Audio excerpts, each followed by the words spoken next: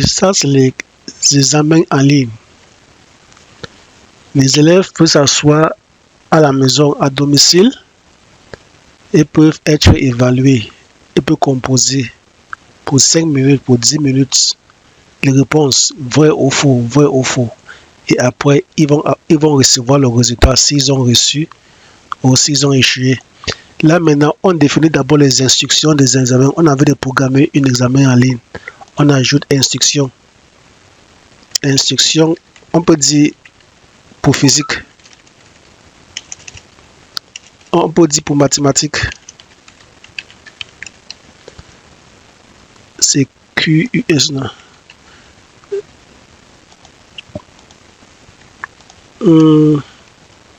Répondez à toutes les questions. On peut dire répondez à toutes les questions. Toutes questions, c'est 2 points. Total, c'est 4 points, 5, tout ça. Donc, on met soumettre. Donc, on définit d'abord l'instruction de l'examen. Dès que l'instruction de l'examen a été mise là, on vient sur banque de questions. Là, on crée les questions qu'on va choisir. Donc, ça veut dire qu'on peut créer plusieurs sections.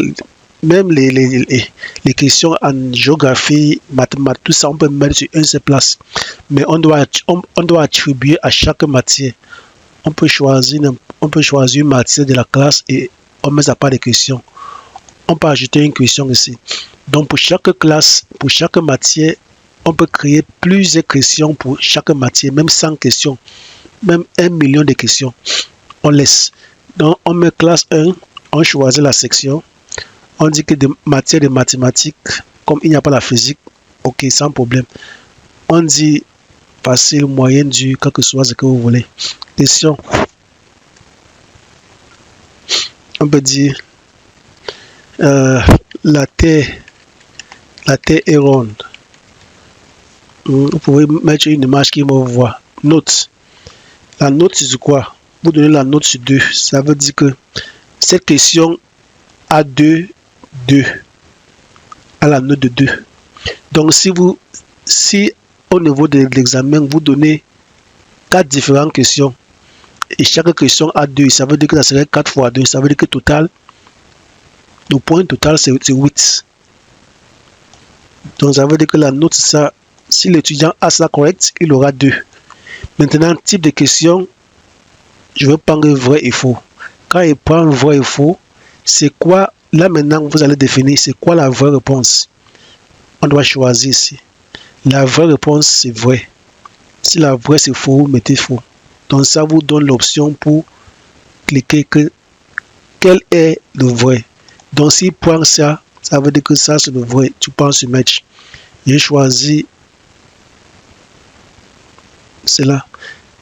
Encore, j'ai choisi la classe. Pour chaque filtrage, il n'y a pas de question là. Pour chaque filtrage, s'il n'y a pas mathématique, pour chaque filtrage, je veux voir les questions qui sont associées à cette classe. Je vais ajouter encore une autre question. Classe toujours en mathématiques. Comme j'ai dit, il n'y a pas la physique là, il n'y a pas la géographie. On peut créer la terre est, je ne sais pas, c'est une question bizarre. La terre rouge. Note sur 2. Type de question vrai ou faux. Je vais mettre faux. La vraie réponse ici c'est faux. Je mets sur regarde. Ok, là maintenant je rentre au tableau de bord. Je vais maintenant sur examen en ligne. Là maintenant, je vais maintenant programmer un examen. Et quand on programme un examen, on va maintenant sélectionner les questions pour cet examen. Je pense sur ajouter. Je choisis le titre de l'examen. Examen maths. Classe, celui-ci. Section, celui-ci. Matière, celui-ci. Je prends instruction pour mathématiques.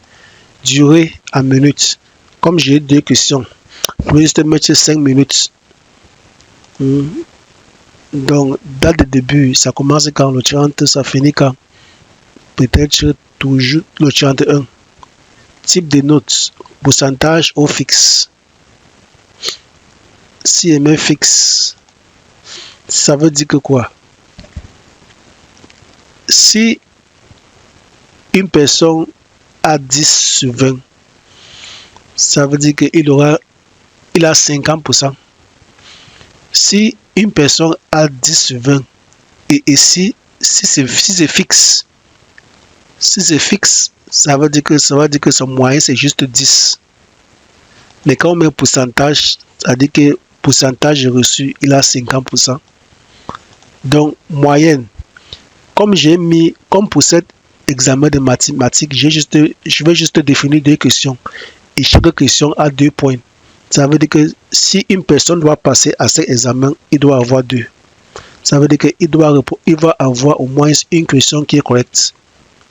Si tous les 2 questions, il a échoué, ça veut dire qu'il va échouer. Donc, il faut qu'une question soit correcte. Donc, s'il a 2, ça veut dire qu'il aura 2 en total de 4. 2 est passable. Est-ce que c'est publié? Oui. Limite d'examen par étudiant, il peut composer juste une seule fois. Il ne peut plus encore reprendre cet examen, oui. Il peut composer juste une seule fois, je mets soumettre. Quand c'est maintenant fait, il faut maintenant que j'ajoute des questions à cet examen. Cet examen n'a pas de questions. Là, maintenant, je viens ici, je vais ajouter des questions. Je vais maintenant choisir des questions de mathématiques pour ajouter là. Les questions que j'ai créées. Toutes les questions qui ont été créées pour mathématiques, là, c'est ajouté. Là, c'est ajouté. Voici les questions. Et vous voyez les informations de cet examen. Quand l'étudiant se connecte en ligne, il pourra prendre l'examen ici. Ça, c'est note sur 2, note sur 2. On peut augmenter. Vous pouvez augmenter plusieurs questions, vous augmentez là. C'est comme ça qu'on programme l'examen. Là maintenant, au niveau des résultats d'examen, comme il n'y a personne qui s'assied pour un examen, si un étudiant s'assoit sur un examen pour un examen et quand ça finit, il doit cliquer sur résultat et s'il a fini, il va voir son note s'il a passé ou il a échoué. Donc sur statut, il verra s'il a passé ou il va échouer. C'est ça le but des résultats d'examen en ligne.